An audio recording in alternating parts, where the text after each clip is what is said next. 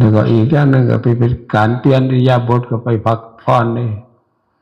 มันเคยอยู่ที่เคยอยู่เคยนอนพักผ่อนทั้งด้านจิตใจเคยปฏิบัติธรรมจิตใจได้คนสงบอยู่ใสมันก็อยากไปหันจังนี้มันจัดไว้แล้วตามคำของพระพุทธเจ้าสปายะสำหรับพระภิกษุสงฆ์ผู้อยู่ปฏิบัติธรรมเพื่อพ้นทุกข์เลยสปายะสี่อย่าง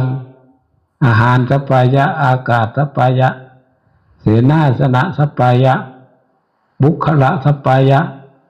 มันแปลว่าบุคละสปายะนี่คือบุคคลสปายะอันบุคคลสปายะก็บ่ไปรบกวนนี่อันจังโบราณมันปู่บรรดาเป็นเว้าเป็นสมัยตะโบราณเป็นเล่นการพนันเจ๊งว่าพระมาตาทับป้าตาดงไปทำปฏิบัติธรรมอยู่หันอยู่นี่เลยไปเฝ้าคอยปฏิบัติปัฏฐานเพิ่นที่ไปเฮ็ดนั่นเฮ็ดนี่ให้เพิ่นก็เฮ็ดเอามัด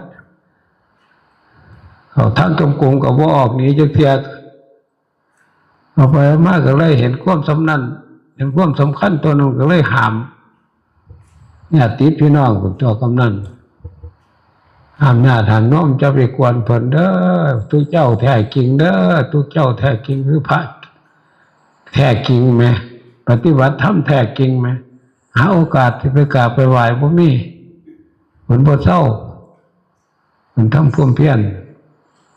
นั่นแปลว่าปุคละสัปปายะเห็นความสำคัญในการทำสมาธิในการทำบุญ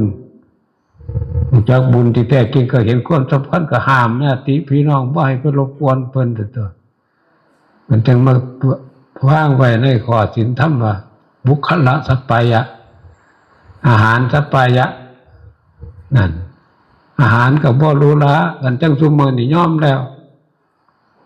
เรื่องอาหารไม่ได้จำกินคือตะเกา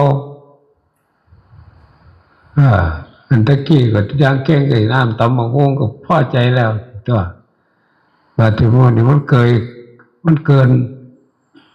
นจำเกินสดไปแล้วแล้วอันใดตอนใดมันนี่ยังเป็นแถวอยู่มันอยากเที่ยวอันใดแน่แล้ว